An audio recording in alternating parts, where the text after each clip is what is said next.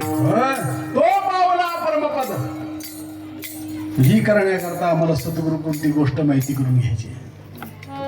हो, म्हणून ते चिंतन तुम्ही एकदा केल्यानंतर त्या भगवान परमात्म्याच्या बासरीचा आवाज आल्यानंतर अरे मन मोहिले रे मन मोहिले